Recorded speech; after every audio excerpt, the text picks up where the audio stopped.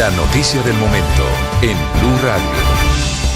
Es la 1 de la tarde en punto, comenzamos Meridiano Blue hoy martes 23 de diciembre, un día muy cargado de noticias, con información urgente que tiene que ver con alteraciones del orden público, de nuevo desde el suroccidente del país. A esta hora hay un nuevo hostigamiento en contra de la policía en el norte del departamento del Cauca. Se habla preliminarmente de un oficial de la policía que habría sido asesinado. Lo último desde el suroccidente del país. Hugo Mario Palomar. Ricardo, sucedió esta mañana en zona rural del municipio de Santander de Clichao, norte del Cauca, muy cerca del corregimiento de Quinamayó.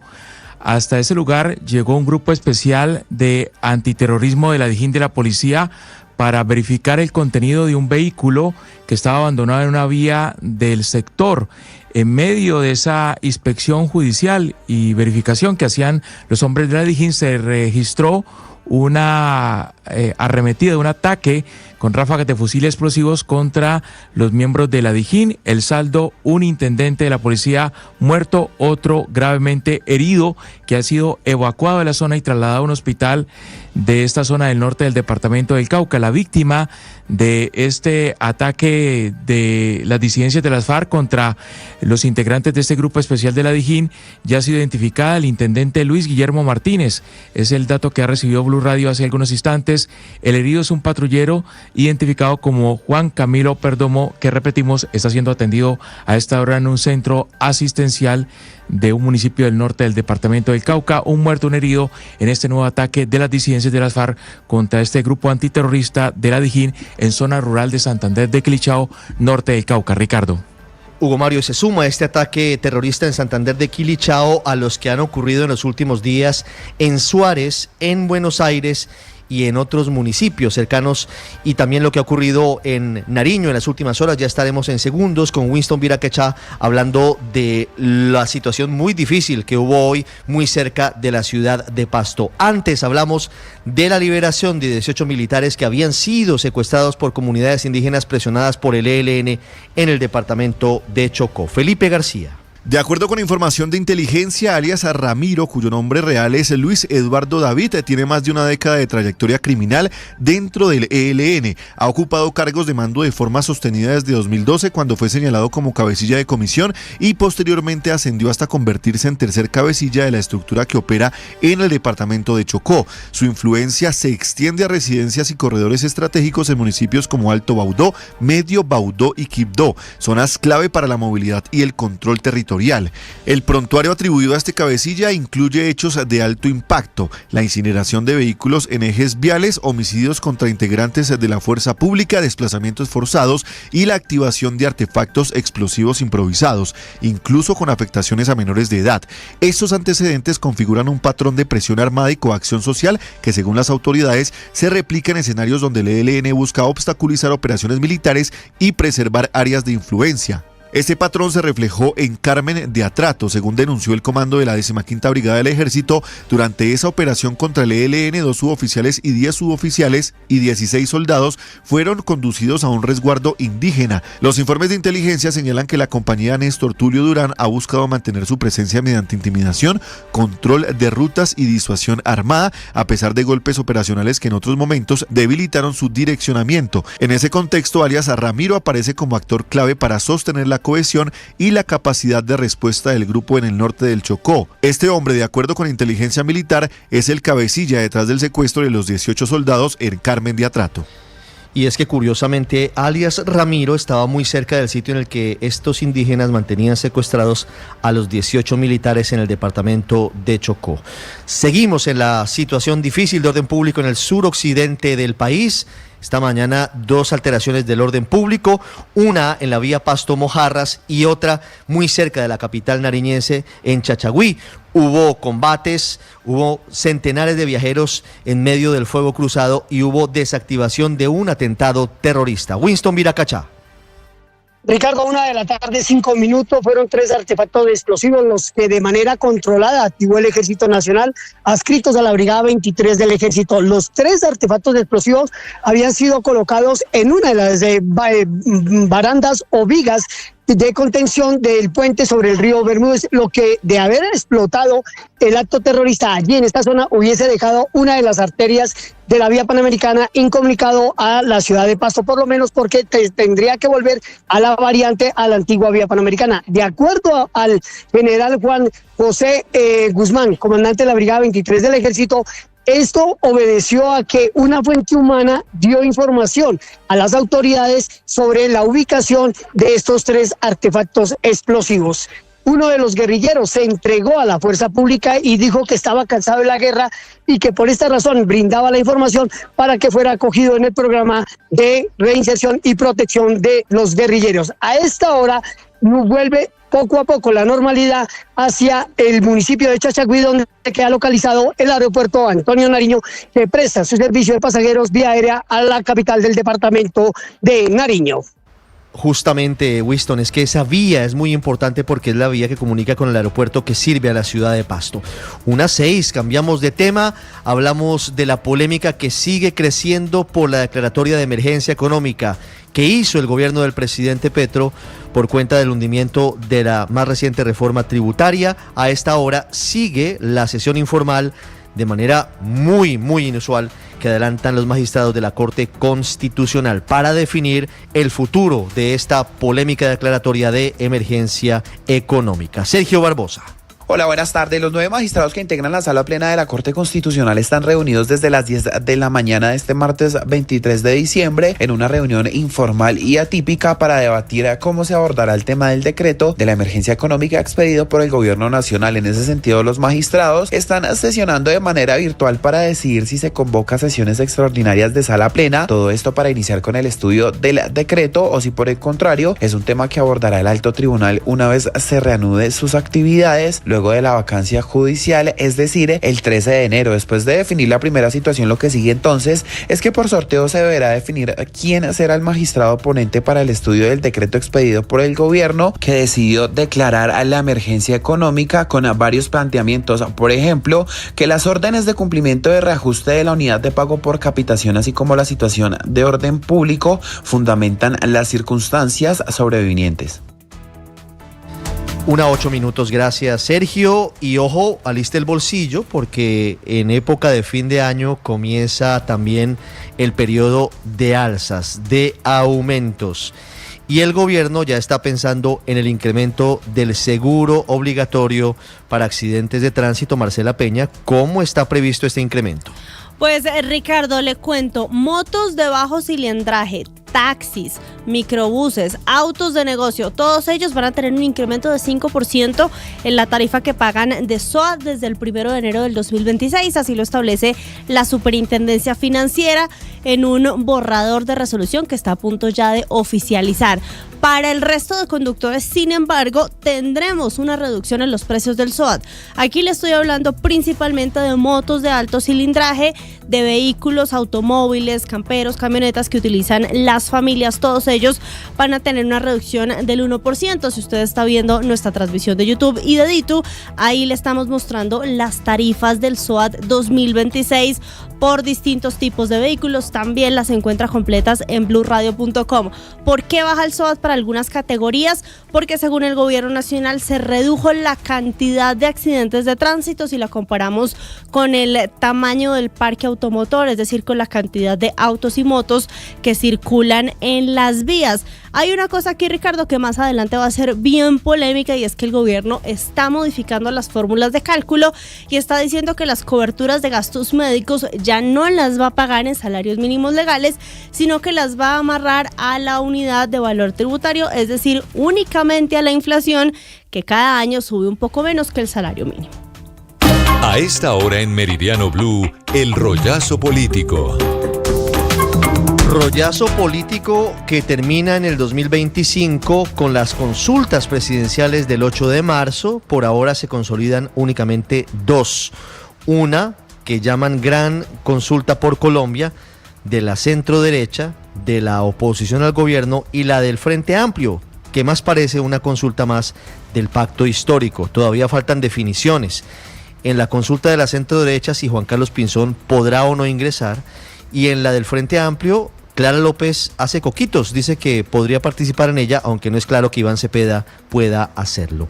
Don Mateo Piñeros con la política. Esta semana ha sido de alianzas y divisiones de cara a las consultas de marzo para las elecciones del 2026. La gran consulta por Colombia tiene 7 precandidatos: Vicky Dávila, David Luna, Paloma Valencia, Mauricio Cárdenas, Juan Daniel Oviedo, Aníbal Gaviria y Juan Manuel Galán. Pero a esta coalición podrían unirse Enrique Peñalosa, quien hasta el momento no tiene aval, Juan Carlos Pinzón y Daniel Palacios. Aunque Abelardo de la Espriella felicitó a Paloma Valencia por unirse a esta consulta, también dijo que buscó una alianza con el Centro Democrático antes de primera vuelta y no se logró. La senadora Paloma Valencia. Por lo pronto nosotros lo que estamos pensando es en elegir el candidato. Ya vendrá la discusión sobre la vicepresidencia, pero yo le soy muy franca, Ricardo, yo no creo que el doctor Abelardo esté pensando en ser vicepresidente. Él ha anunciado que va a la primera vuelta y seguramente irá a la primera vuelta, como el doctor Sergio Fajardo. Y nadie está pensando que se bajen para ser vicepresidentes. Aquí lo que estamos es consolidando otro nombre que seguramente irá a la primera vuelta. En la izquierda también se consolidó una consulta y es la del Pacto Amplio. Roy Barreras, Camilo Romero e Iván Cepeda ya lograron un acuerdo para medirse en las urnas. Juan Fernando Cristo aún no ha decidido si se une o no, y Clara López aseguró que irá a esa consulta si se logra incluir a sectores de centro. El exgobernador del Magdalena, Carlos Caicedo, rechazó la invitación a esta consulta, asegurando que el balance del gobierno Petro es decepcionante y por eso va a ir directo a la primera vuelta. Por su parte, Luis Gilberto Murillo, Claudia López y Mauricio Liscano aún no han dicho si irán a consulta o si van directo a la primera vuelta. Todavía falta mucho para las definiciones de las consultas. Mateo, gracias. 1:12 minutos. Hoy, 23 de diciembre, seguramente es uno de los días con mayor cantidad de viajeros en las carreteras del país y también en los aeropuertos. En las vías de Colombia hay controles estrictos de alcoholemia. No es una buena idea nunca mezclar el licor con la gasolina. Nicolás Rodríguez. Estamos a poco menos de un día para que se cumpla ese 24 de diciembre, una de las fechas más importantes de esta Navidad, y los saludamos desde la terminal de transporte porque, como ustedes pueden ver en imágenes, hay un flujo considerable de pasajeros faltando un día para esta fiesta más importante. Mire, cifras entregadas por la terminal de transporte confirman que por lo menos para hoy, 23 de diciembre, se espera la movilización de 62.600 pasajeros en 4.000 vehículos aproximadamente. Y para mañana, 24 de diciembre, se espera una movilización de cerca de 33.500 viajeros en 3.400 vehículos. Precisamente, vamos a hablar con los conductores, los responsables de manejar por las carreteras de Colombia. Tenemos unos inspectores internos que le hacen un chequeo muy drástico a los carros, bastante completo, donde se revisan todos los sistemas de freno, de estado de las llantas, el estado de la carrocería, de la silletería, todo en general. Resulta que antes de salir a carretera, todos los conductores de todos los buses que ustedes ven acá tienen que llegar a estos cubículos, a esta sección de la terminal de transporte, para la prueba de alcoholimetría. Negativa, sí, señor. Pero la prueba que hacemos de alcoholimetría es para garantizar que los conductores estén en óptimas condiciones para prestar el servicio. Y se espera más afluencia de pasajeros a lo largo de la tarde de este 23 de diciembre y por supuesto en la tarde del 24 de diciembre. Según datos entregados, los lugares preferidos para viajar son Girardot, Sogamoso, Cali, Ibagué, Villavicencio, Cúcuta, Neiva, Fusagasugá y Pereira. Y se espera que, como fue por temporada alta, más o menos 1.7 millones de pasajeros salgan de Bogotá. Nicolás, y todavía está el trancón a esta hora en la vía Bogotá-Melgar por el accidente de esta mañana en el sector de El Salero. Y entenderán ustedes que esto causa traumatismos, dificultades, largas horas de trancón para quienes están viajando desde Bogotá. En esta época, increíblemente, todavía hay quienes usan pólvora. Ojo a esta cifra. Ha aumentado en más de 10% el número de quemados con pólvora en esta época de fin de año frente al año pasado.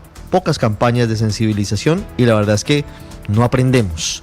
Jessica Gutiérrez. Las lesiones por el uso de pólvora registran un aumento en Colombia durante la actual temporada de diciembre de este año 2025. Esto de acuerdo con el más reciente boletín del Sistema de Vigilancia en Salud Pública Civigila.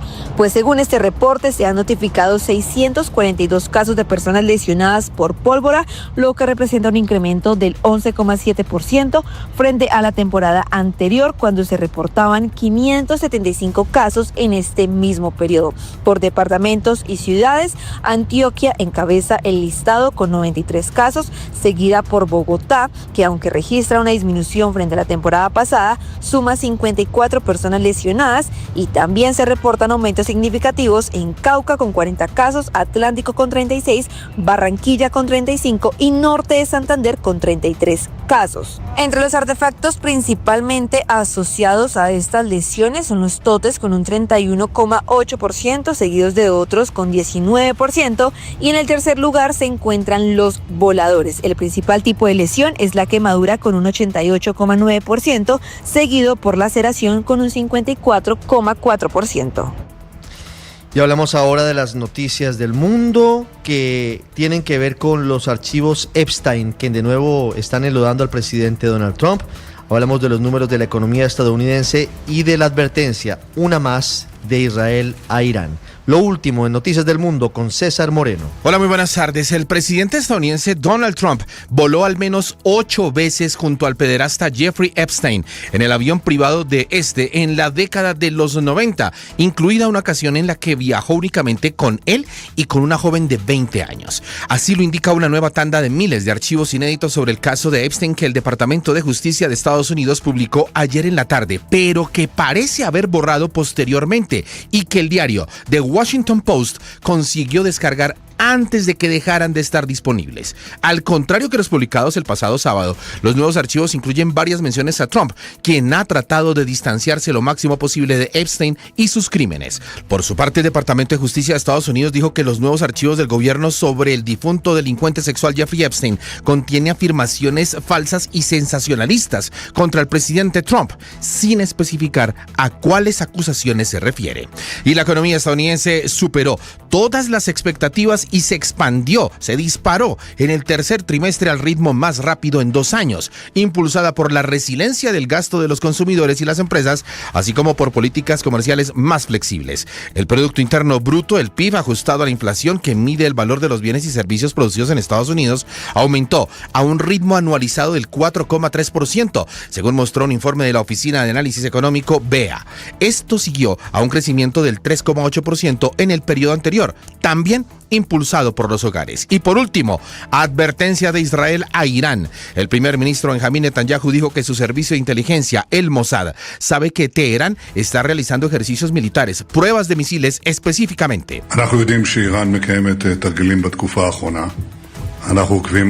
Estamos monitoreando esto y haciendo los preparativos necesarios. Quiero dejar claro a Irán, cualquier acción contra Israel será respondida con una dura respuesta, dijo Netanyahu. Y en Venezuela, mientras Rusia niega que esté evacuando a las familias de sus diplomáticos de Caracas, el régimen de Nicolás Maduro anuncia nuevas acciones ante Naciones Unidas por el bloqueo petrolero de Estados Unidos a sus embarcaciones. Oscar Pineda.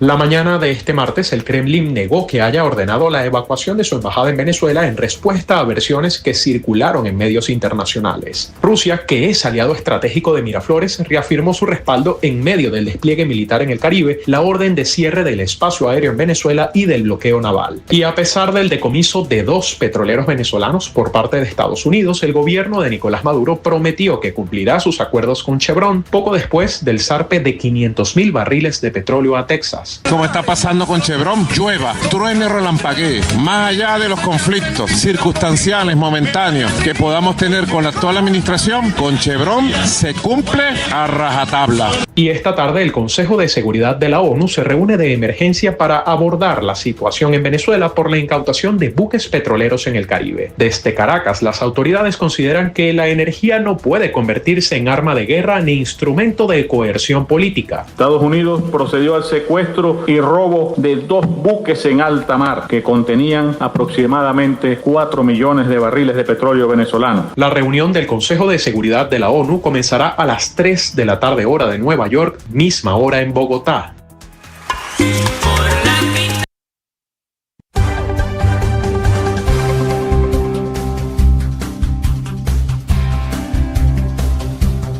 Una de la tarde, 20 minutos. Don Santi Saray, ¿es de la Feria de Cali o no mucho? Hombre, me encantaría ir algún día, más de la Feria de Manizales, pero algún día ir a Cali. No, pero tiene que ir a Cali, hombre. Sí, señor. ¿Marcela ha estado en alguna feria de Cali? No he tenido el gusto. Ganas tengo, pero no he tenido falla, el gusto. Les ponemos falla, No. Hay que ir al Salsódromo, hay que ir al desfile de vehículos, hay que ir a todos los escenarios, a las tascas, al Cali Viejo, hay que ir a muchos eventos. Lina Vera, ya está preparada Cali para la feria de este año, que comienza el 25 de diciembre, comienza en plena Nochebuena. Sí, señor Ricardo, ya está todo listo para la Feria de Cali en su versión número 68. Esta vez traerá varias novedades en los distintos desfiles que se realizarán en la autopista suroriental. Hablemos del tradicional desfile del Salsódromo, como usted lo decía, que se realizará el 25 de diciembre, un recorrido de 1.5 kilómetros lleno de música y tradición de la capital vallecaucana, el cual está programado para iniciar desde las 4 de la tarde. El desfile estará compuesto de 4 bloques, cada uno con 400 bailarines. Rolando Patiño, productor de Salsódromo, afirmó que ya las boleterías se están agotando, sin embargo fue claro que hay espacios totalmente gratuitos. Bueno, anoche finalizamos con el último ensayo general en la autopista. Vamos a tener alrededor de 2.200 bailarines en escena. El año pasado fueron 1.200, este año son 2.200, subimos a 1.000 participantes más, a 1.000 artistas. Fue un reto no solo artístico, sino técnico y logístico, pero lo hemos logrado. Con el ensayo de anoche ratificamos este acierto. El día viernes 26 de diciembre será el desfile Fiestas de mi Pueblo, donde se mostrará lo mejor de los otros municipios del departamento y su conexión con la capital del Valle del Cauca. Y después le sigue el desfile de autos clásicos y antiguos el sábado 27 de diciembre, donde más de 200 carros de diferentes épocas estarán desfilando por toda la autopista suroriental. Y terminamos el 28 de diciembre con el desfile de Carnaval de Cali Viejo, donde se resalta la historia de la ciudad. Recordemos que esta edición de la feria también traerá espacios familiares y gratuitos como las casetas, las cuales van a estar ubicadas en 3 puntos de la ciudad. Muy bien, Lina, 1:22, déjeme la música de fondo, déjeme la música de la feria, por favor. ¿Qué tenemos en deportes hoy 23 de diciembre, don Santi Saray? Ricardo, varias cositas. Juan Guillermo Cuadrado es noticia por declaraciones sobre Cristiano Ronaldo. Además, esta tarde tendremos actividad de futbolistas de Selección Colombia en sus respectivas competiciones. En Inglaterra estarán Lerma y también Daniel Muñoz, mientras que en Portugal tendrá actividad Luis Javier Suárez. También repasaremos el ranking UCI que fue actualizado y que tiene a Egan Bernal bien posicionado, y además hoy está cumpliendo años una leyenda del deporte nacional.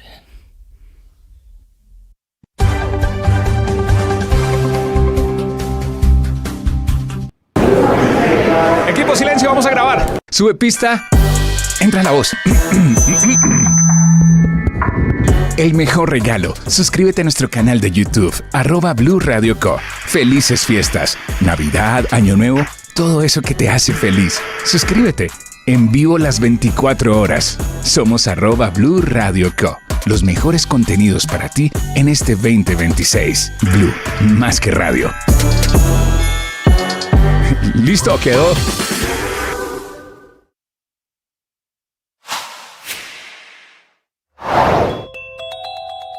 22 precandidatos a la presidencia presentaron sus firmas en la registraduría para sus candidaturas. En total fueron 22 los precandidatos que presentaron sus firmas ante la registraduría para poder inscribirse oficialmente como candidatos a la presidencia. El abogado Abelardo de la Espriella fue el precandidato que más firmas presentó, con un total de 5.049.000 firmas. En la lista también aparecen David Luna, Mauricio Cárdenas, Claudia López, Mauricio Liscano, Daniel Palacios, Vicky Dávila, Aníbal Gaviria y Carlos Caicedo, entre otros. La registraduría tendrá plazo hasta el 21 de enero del 2026 para realizar la verificación de las firmas y expedir la certificación del cumplimiento o no del número mínimo de firmas válidas requeridas. El 31 de enero del 2026 iniciará el proceso para que los candidatos puedan inscribirse y tendrán hasta el 31 de marzo para hacerlo. No olvide suscribirse en nuestro canal de YouTube para más información. En Blue le ponemos cara a la radio. Hola, soy Cristian Correa, periodista del sistema informativo de Blue Radio, y quiero desearles que esta Navidad y este año nuevo venga lleno de mucha esperanza y sobre todo de nuevos comienzos. ¡Felices fiestas!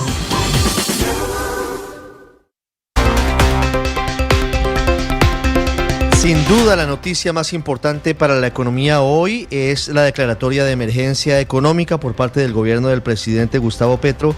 Y hay dos preguntas, Marcela. ¿Esto qué significa en la práctica para el bolsillo de los colombianos, teniendo en cuenta que todavía no tenemos claros los decretos que desarrollan este estado de excepción? Y si realmente a través de esta emergencia se resuelve el problema fiscal que tiene el Estado colombiano.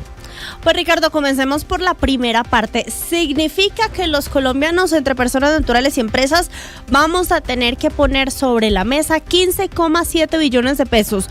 ¿Por qué? Porque esa es la cifra que según el gobierno le está haciendo falta para completar las cuentas. Acuérdese que ese decreto de emergencia no solamente habla del hundimiento de la reforma tributaria en el Congreso, pinta un panorama de desastre en varias áreas del país, como por ejemplo orden público con los paros del ELN y el ataque con drones. También está pintando una situación difícil para el sistema de salud y falta de financiación. No hay con qué pagar subsidios a la energía eléctrica y el gas, y la lista sigue. De ahí salen esos 15,7 billones de pesos. El gobierno sigue evaluando las medidas, ya se bajó de la idea de ponerle 5 por mil a las transacciones financieras, está hablando de nuevos impuestos para los bancos, también está hablando de aumentar las tarifas del impuesto al patrimonio, en especial para aquellas personas que tienen mayores niveles de ingreso. Ahora, ¿es esto suficiente para arreglar la situación financiera del país? Escuche usted la respuesta que nos dio Richard Francis, el hombre que en Fitch se encargó de bajarle la calificación crediticia del país hace apenas unos días. Si el gobierno llega a una reforma así, el déficit podría ser un poco más que 6% en vez de más que 7%. Entonces, puede ayudar, pero no va a resolver el problema. No va a ser suficiente, no va a resolver el problema. ¿Y por qué? Solamente Fitch está haciendo el cálculo de que vamos a necesitar todo el próximo gobierno, 4 años completos, con medidas no solo de mayores ingresos, sino también de recortes al gasto para llegar a equilibrar las finanzas públicas. Esto no solo lo dicen desde fuera del país. El Comité Autónomo de la Regla Fiscal emitió hoy una nueva alerta, un nuevo jalón de orejas al gobierno y le dice: señores, ustedes están programando aquí gastos hasta 2029 que están bien por encima de los ingresos reales que tiene la nación. Es que ese es el punto, el gobierno sigue gastando, no hay ninguna intención de recortar gastos y lo que hace al contrario es clavarles nuevos impuestos a los colombianos. Impuestos, estado de excepción de emergencia económica que es criticado por la inmensa mayoría de exministros de Hacienda, por la inmensa mayoría de gremios que consideran que esto debe ser trabado, suspendido de inmediato por la Corte Constitucional. Catherine Ávila. Para expertos en economía, el decreto de emergencia económica es inconstitucional, pues ninguno de los puntos podría ser considerado como un hecho sobreviniente, habla el exministro José Manuel Restrepo. Porque lo que demuestra el documento es que ha existido una mala planeación fiscal, y la mala planeación fiscal nunca puede ser una justificación para una declaratoria de emergencia económica. Todos los hechos que allí se describen eran perfectamente conocidos desde hace más de un año. El tema de la UPC, el tema de los subsidios de energía. Incluso se acude a esas sentencias, tema que también la Corte se ha pronunciado en el sentido de que no justifican tampoco de ninguna manera una emergencia económica porque deben ser planificadas dentro del presupuesto nacional. Tras el anuncio del ministro de Hacienda, Germán Ávila, quien descartó el 5 por mil, pero anunció cambios en el impuesto al patrimonio, el exministro del gobierno Petro, José Antonio Ocampo, aseguró que es una decisión errónea. Es un impuesto al patrimonio que también afecta a las personas jurídicas. Ese sí me parece un gran error. El impuesto al patrimonio debe ser sobre personas naturales, no sobre personas jurídicas. Y más aún con el impuesto tan alto que tiene la renta de impuestos jurídicas del 35%, que es uno de los más altos del mundo, sería un grave error agregarle un impuesto al patrimonio. Desde el Consejo Gremial le solicitaron a la Corte Constitucional que de manera excepcional analice y decida con inmediatez sobre la suspensión provisional del decreto de emergencia económica, un llamado al que se sumó la ANDI. Catherine, gracias. Y no solamente entre empresarios y exministros hay revuelo, también lo hay en el Congreso, donde don Andrés Carmona ya están anunciando medidas ante la Corte Constitucional, demandas y todo tipo de acciones para tratar de frenar esta declaratoria. Marcela, hay que tener en cuenta que esta declaración de emergencia económica se da en un momento en el que los congresistas no están sesionando de forma ordinaria, están en receso legislativo, están en campaña electoral. Sin embargo, para los defensores del gobierno, esta medida era necesaria por la actuación o la desidia del Congreso de no querer tramitar la ley de financiamiento. Escuchemos lo que dice el representante por el Pacto Histórico, Alirio Uribe.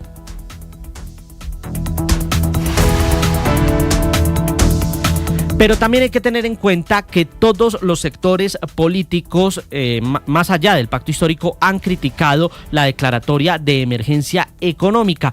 Consideran los integrantes de la oposición que esta medida es saltarse al Congreso de la República. Dígame, Ricardo. Escuchemos a Alirio Uribe, representante del petrismo. Eso genera una situación excepcional, extraordinaria, porque se genera una crisis fiscal, ya que el 93% del presupuesto general de la nación es inamovible. Entonces se afectan temas sociales. Dentro de los temas sociales que ponen y que dan gravedad a la situación, pues está el tema de la salud. Ahora, para la oposición es claro que no hay motivos para declarar esta emergencia económica. Tramitar una ley, negar una ley, no es motivo de emergencia económica. Escuchemos al senador Efraín Cepeda. Y hacer ese decreto haciéndole trampa a los colombianos porque las Cortes y la Constitucional están en vacancia judicial, merece el rechazo. Ahora, desde el Congreso también están pidiendo que se cite extraordinariamente a la plenaria en derecho propio para debatir esta emergencia económica. El senador por Cambio Radical, Carlos Motoa. Vamos a convocar al Senado de la República porque corresponde hacerlo por derecho propio. Control político no se suspende en receso legislativo. Y por supuesto vamos a demandar ese decreto de emergencia económica porque no están dadas las condiciones ni legales, ni conveniencia. A Motoa se suman María Fernanda Cabal, Paloma Valencia, bueno, un sinfín de congresistas que ya están preparando sus respectivas demandas ante la Corte. Ten en cuenta algo, según la Constitución, el Congreso debe hacer un control o recibir un informe de esa emergencia económica 10 días después del vencimiento de la emergencia económica. Eso dice el decreto que anoche expidió el gobierno. Es decir, si el decreto es a principios de febrero, porque son 30 días calendario prorrogables según la emergencia económica, pero desde ya están pidiendo que en el mes de enero, en medio de esa campaña, se reúna el Congreso y le presente ese informe a la Corte Constitucional. 1:32. Los gremios consideran que impuestos que los afectarían a ellos son retaliaciones del gobierno por sus posturas críticas. Uno de los que levanta la voz es FENALCO, la Federación Nacional de Comerciantes. Salima Feris. Ricardo, como usted lo dijo, FENALCO expresó su preocupación por la reciente decisión del gobierno nacional de declarar estado de emergencia económica, advirtiendo que convertiría a los gremios en sujetos pasivos del impuesto al patrimonio. Según el gremio, esta medida no solo tendría un impacto financiero, sino que sería usada como un mecanismo para debilitar y silenciar a organizaciones que han cuestionado las políticas económicas del gobierno. El expresidente de FENALCO, Jaime Alberto Cabal, advirtió que incluso en estados de excepción la Constitución protege la libertad de asociación y expresión y que usar la carga tributaria con fines políticos pondría en riesgo el equilibrio democrático. Esto es verdaderamente una retaliación, utilizar la carga tributaria como instrumento de silenciar las críticas que desde los gremios se le hacen al mal manejo económico del gobierno. No es justificable de ninguna manera. FENALCO además hizo un llamado a los gremios y a instancias internacionales como la Organización Internacional del Trabajo y la Comisión Interamericana de Derechos Humanos para que se mantengan alertas frente a esta eventual decisión. Hola, soy Rogelio Ramos y les voy a comentar qué está pasando en Venezuela. 3.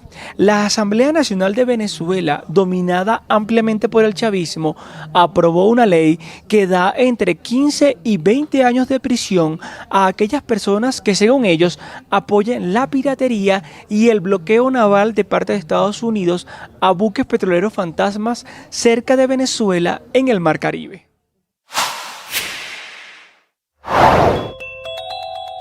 Sigue el gobierno ambientando una subida enorme del salario mínimo este año. Aquí en Blue Radio, toda la información. El aumento del salario mínimo será el tema central de la locución del presidente Gustavo Petro, que saldrá en las últimas horas con motivo de la Navidad. Allí está aprovechando el gobierno para ambientar la decisión. Escuchen lo que dice hasta ahora en redes sociales el ministro de Trabajo, Antonio Sanguino. La comisión es el espacio donde el pueblo trabajador se sienta de tú a tú con el gobierno y con los empresarios. En esa mesa, históricamente, la balanza se ha inclinado hacia la vieja fórmula del crecimiento y los rendimientos económicos. Hoy, por primera vez, con el gobierno del cambio, se inclina hacia la protección de los trabajadores y al aumento real de sus ingresos. Y ese aumento real de ingresos que está pronosticando el ministro Sanguino implica un aumento de por lo menos 10%, pero ya ha dicho usted, las centrales obreras habían pedido un aumento del 16%. En Colombia, 2,4 millones de trabajadores se ganan un salario mínimo. Suscríbase en nuestro canal de YouTube y siga toda la información en bluradio.com. En Blue le ponemos cara a la radio.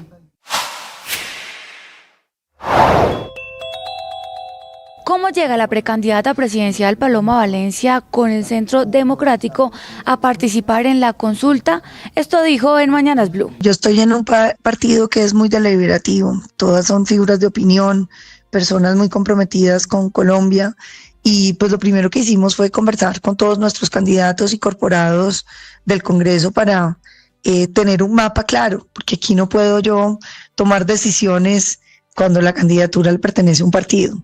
Entonces los escuchamos con atención y sí, empezó a consolidarse, digamos, una mayoría parlamentaria que consideraba que si nosotros habíamos dicho que había que buscar una consulta desde Abelardo hasta Fajardo y el doctor Abelardo y el doctor Fajardo no habían querido ir, nosotros no teníamos razón para no hacerlo, que teníamos que seguir buscando y llegando por mantener la unidad del país, entre otras cosas, Ricardo, porque es que hay que luchar contra un enemigo muy fuerte, un enemigo que es el estatismo, que quiere abolir la libertad de que uno escoja su salud, que escoja sus pensiones, que incluso escoja su colegio, un enemigo que es muy fuerte, que es esta paz total del senador Iván Cepeda con la que le entregaron este país a los violentos y estamos corriendo a pasos gigantados hacia un pasado del que nadie quiere regresar. Suscríbase en nuestro canal de YouTube para más información. En Blue le ponemos cara a la radio.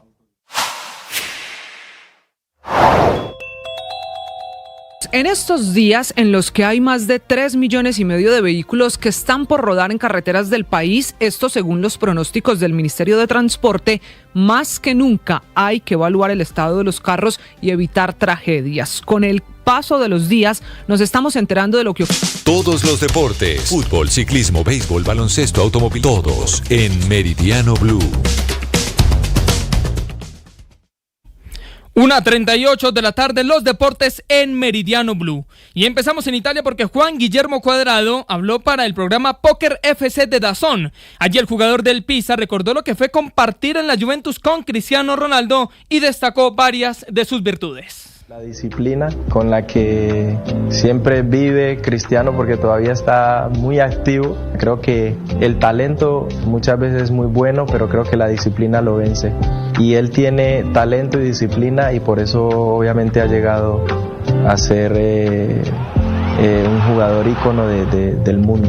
Y Cuadrado, quien se encuentra recuperándose tras una lesión en el muslo, jugó 94 partidos con CR7, aportándole 8 asistencias al portugués. Y si hablamos de estrellas del balompié, tenemos que referirnos a Neymar. El brasileño pasó por el quirófano. Allí se realizó una artroscopia en la rodilla izquierda para corregir una lesión de menisco. Ney, que en la temporada anotó 8 goles y dio una asistencia, terminó salvando al Santos del descenso y días previos a la intervención aseguró que hará todo lo posible para jugar el Mundial. Y sale Rabaglia, lo toca Lucumí, y está el segundo, golazo, ¡gol!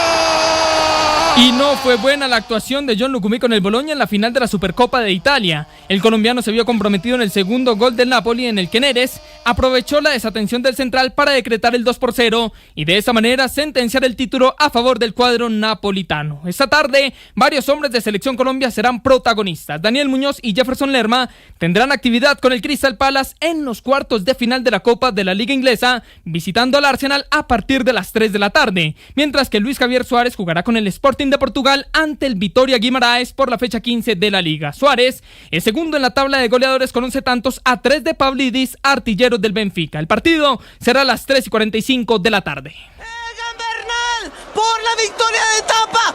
Egan Bernal buscando.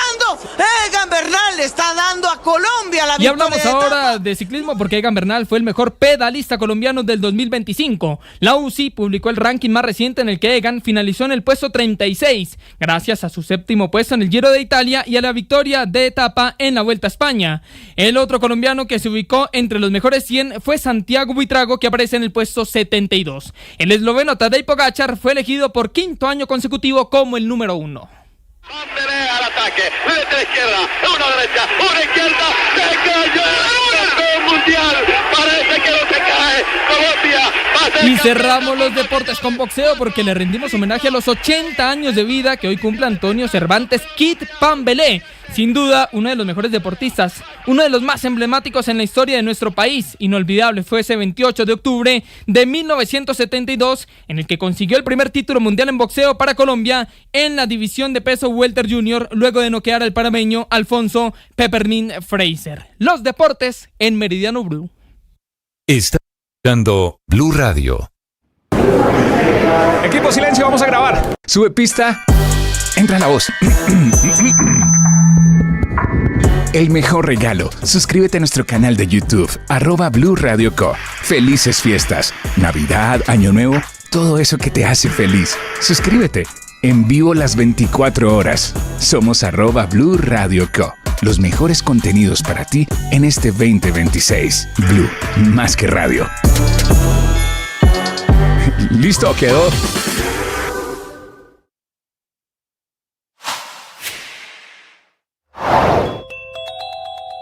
La Contraloría estableció hallazgos fiscales por más de 26 millones de dólares. Contraloría concluyó que un contrato firmado para modernizar la administración del mercado energético en Colombia dejó una pérdida superior a los 26 millones de dólares luego de que el software contratado nunca fuera entregado ni puesto en funcionamiento a pesar de los pagos realizados. La investigación se abrió tras una denuncia del Ministerio de Minas sobre el contrato suscrito por XM, empresa encargada de administrar el mercado de energía eléctrica en Colombia, y el proyecto buscaba implementar el sistema de administración del mercado, una plataforma tecnológica que debía centralizar y mejorar los procesos del sector. Según la Contraloría, los recursos utilizados provenían de la tarifa de energía, es decir, del dinero que pagan los usuarios en su factura y que es aprobado cada año por la CREC. El hallazgo más grave corresponde a 15,6 millones de dólares relacionados con el contrato firmado con el consorcio Siemens Edimensions. El ente de control estableció que el proyecto tuvo retrasos, múltiples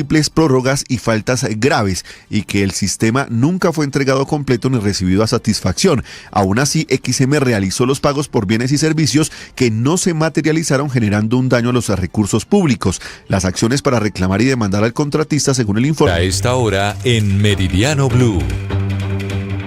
Lamentablemente hablamos de casos de abusos contra mujeres. Hablamos inicialmente de un hecho ocurrido en Colombia, en Cundinamarca. Fue enviado a la cárcel un teniente de la policía sindicado de abusar sexualmente de una subalterna en el centro del país. Kalila Peña. Un teniente coronel de la Policía Nacional fue enviado a la cárcel al ser señalado de presuntamente abusar sexualmente de una subalterna en el departamento de Cundinamarca y de amenazarla con afectar su carrera policial si denunciaba los hechos. De acuerdo con la investigación, el teniente coronel Cristian Villamil habría aprovechado su posición como comandante del distrito número 2 Sabana del departamento de Policía de Cundinamarca para intimidar, acosar y finalmente agredir sexualmente a una auxiliar auxiliar bachiller.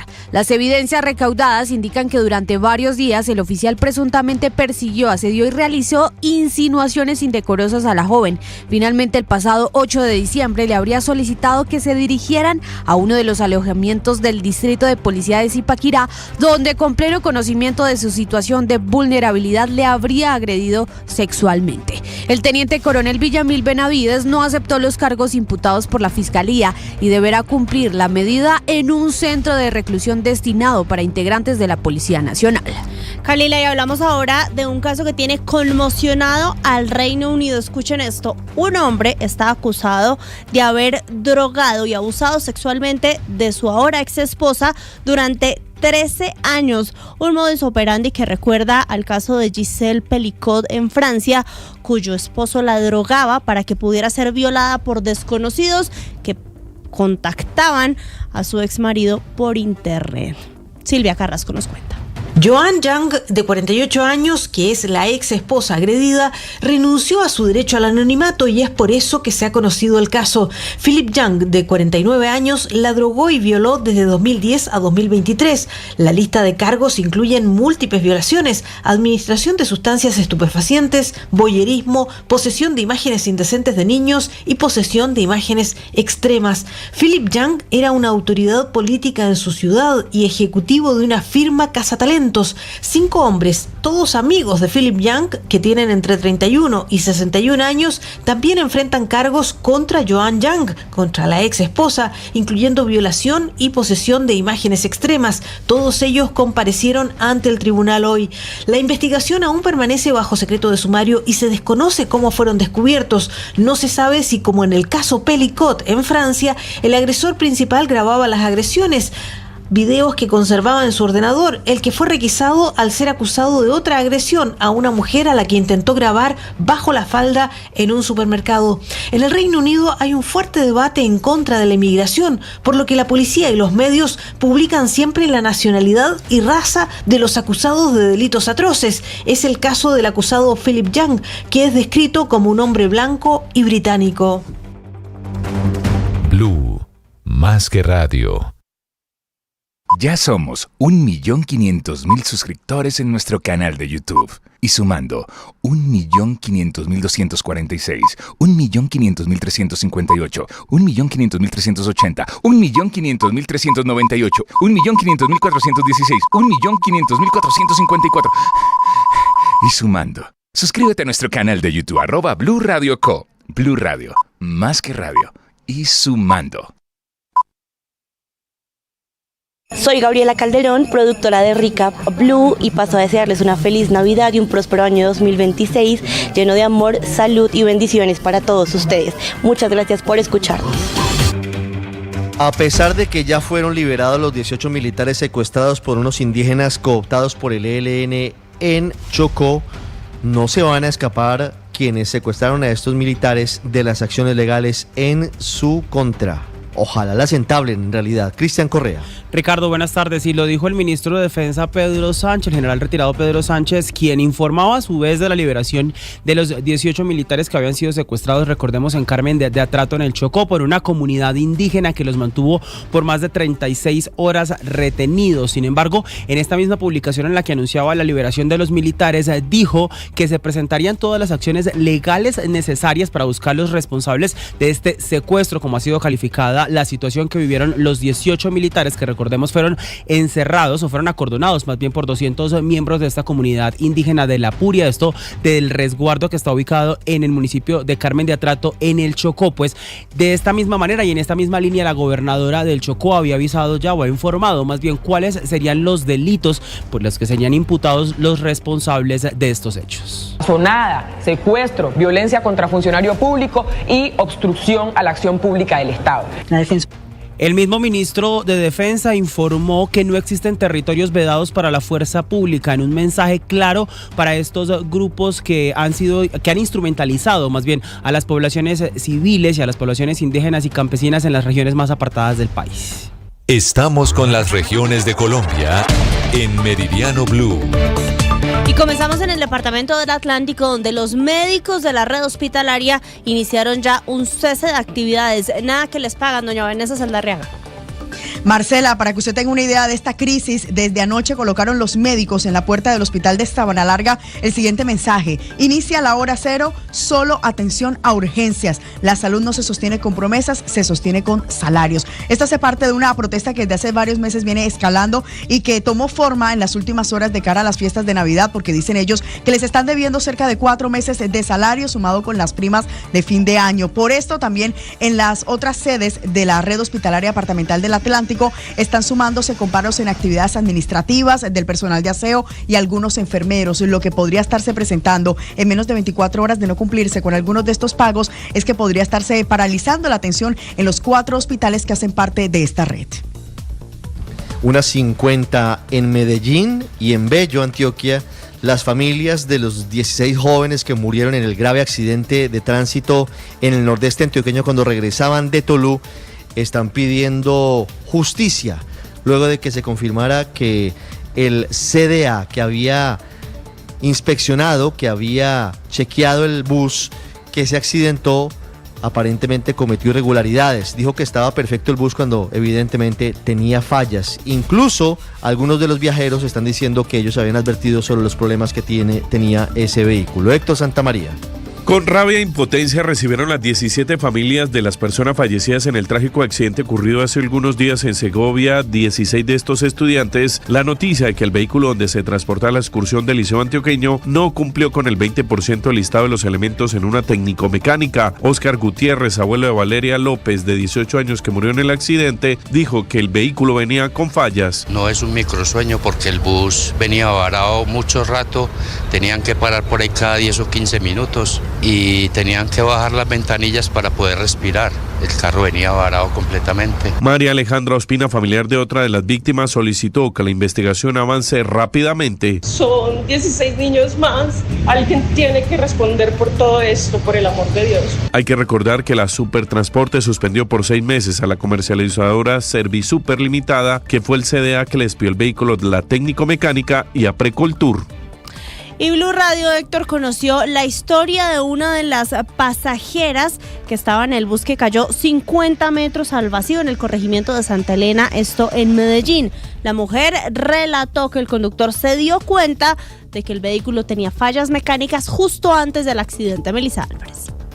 Marcela, cada vez se conocen más detalles de este grave accidente en el corregimiento de Santa Elena en Medellín, cuando un bus intermunicipal se salió de una curva, chocó contra un camión que se volcó, atravesó una casa y cayó a un abismo de 50 metros, dejando 12 personas lesionadas. Blue Radio conoció el testimonio de Jimena Zapata, quien 48 horas antes se había casado y se dirigía justamente a devolver el vestido de novia que había alquilado. Detrás de ella en moto iba su esposo José Herrera, quien fue el que la rescató.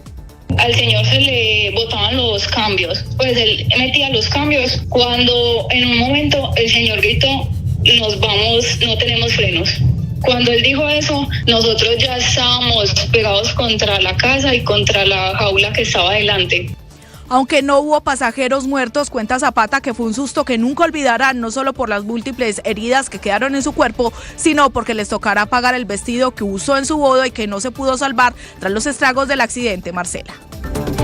Estás escuchando Blue Radio. Ya somos 1.500.000 suscriptores en nuestro canal de YouTube. Y sumando 1.500.246, 1.500.358, 1.500.380, 1.500.398, 1.500.416, 1.500.454. Y sumando. Suscríbete a nuestro canal de YouTube, @Blue Radio Co. Blue Radio, más que radio. Y sumando.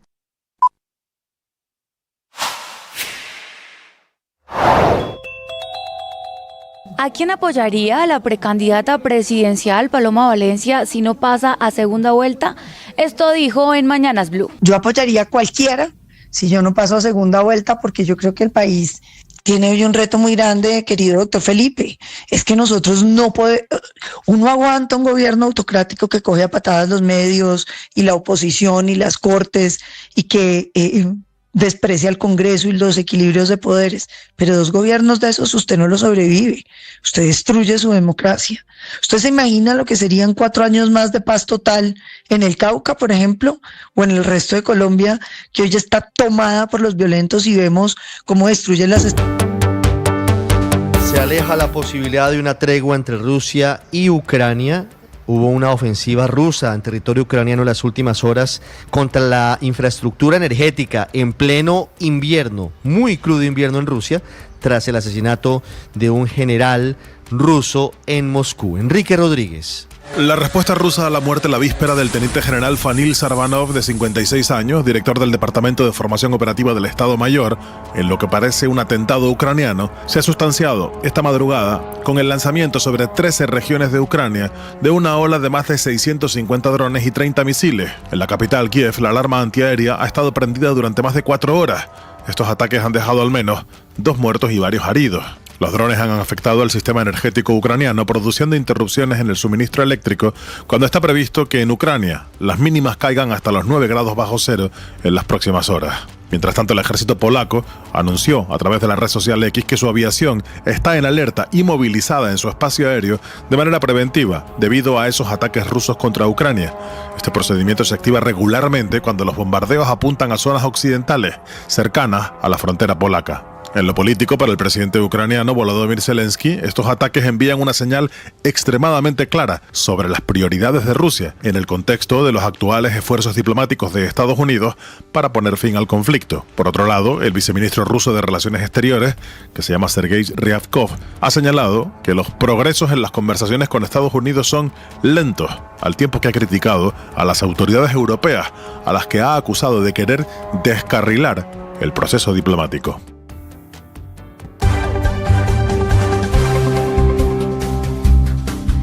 Listo para bailar todo el mundo, probablemente más salsa que esta pista, porque ya se viene la Feria de Cali. Todo el mundo en el país tiene la maleta lista, está saliendo a buscar a su familia.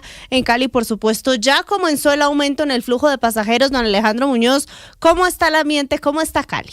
Son miles los usuarios que a esta hora salen de Cali a otras regiones del país, mientras que otros llegan a la terminal de transportes de la ciudad. Según las autoridades, hoy 23 y mañana 24 de diciembre se espera tener el pico más alto de viajeros del año. Diego Mauricio Peña, director operativo de la terminal de transportes de Cali, indicó que de la ciudad saldrán más de 78.000 personas, mientras que los que llegan son cerca de 150.000, varios de ellos turistas que llegan a la Feria de Cali. Es lograr los despachos de al menos 6.700 vehículos municipales en los diferentes destinos y movilizar cerca de 78.000 usuarios para los días de hoy y mañana. Los ingresos podrían ser del doble de pasajeros, cerca de 150.000 usuarios recogidos de las diferentes vertientes en los corredores, sobre todo del sur y de la parte de Medellín y Bogotá. Y es que en las diferentes vías del departamento también habrá controles en las entradas y salidas para garantizar el viaje seguro de los usuarios.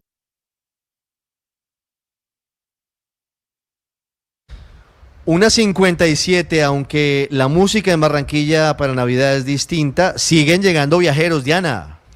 Efectivamente, Ricardo, y es que, mire, solo en los últimos 10 días más de 8.150 buses ha despachado la terminal de transporte de Barranquilla a diferentes destinos de Colombia, con más de 260.000 pasajeros a bordo, lo que representa un incremento del 4% frente al año anterior. Jorge Mario Camargo, gerente de la terminal, afirma que la meta es movilizar a unas 650.000 personas y que desde el lunes se ha incrementado mucho la llegada de personas a solicitar destinos como Santa Marta, Cartagena, Sincelejo y Montería, por lo que están pidiendo tener en cuenta algunas recomendaciones.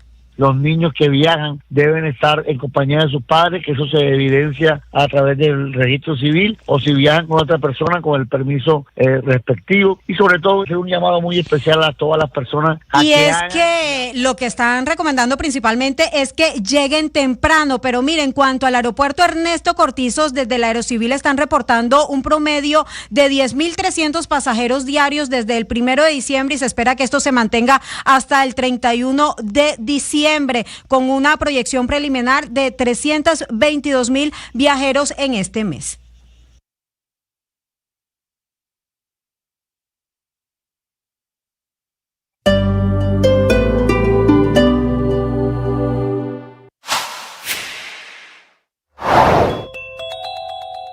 ¿A quién apoyaría a la precandidata presidencial Paloma Valencia si no pasa a segunda vuelta? Esto dijo en Mañanas Blue. Yo apoyaría a cualquiera si yo no paso a segunda vuelta, porque yo creo que el país tiene hoy un reto muy grande, querido doctor Felipe. Es que nosotros no podemos, uno aguanta un gobierno autocrático que coge a patadas los medios y la oposición y las cortes y que desprecia al Congreso y los equilibrios de poderes, pero 2 gobiernos de esos usted no lo sobrevive, usted destruye su democracia. ¿Usted se imagina lo que serían 4 años más de paz total en el Cauca, por ejemplo, o en el resto de Colombia, que hoy ya está tomada por los violentos y vemos cómo destruyen las estaciones de policía, 10 horas piden auxilio y no llega nadie, secuestran los soldados en el Chocó, todos los días hay una nueva toma, una nueva acción terrorista, 80% ha crecido el terrorismo, 40.000 muertos en el gobierno Petro, la extorsión disparada. Nosotros no somos capaces de aguantar un segundo gobierno de esos, como no somos capaces de aguantar lo que nos está pasando en los términos del estatismo. Hoy la gente dice, es que los indicadores económicos de Petro no están mal, y se equivocan.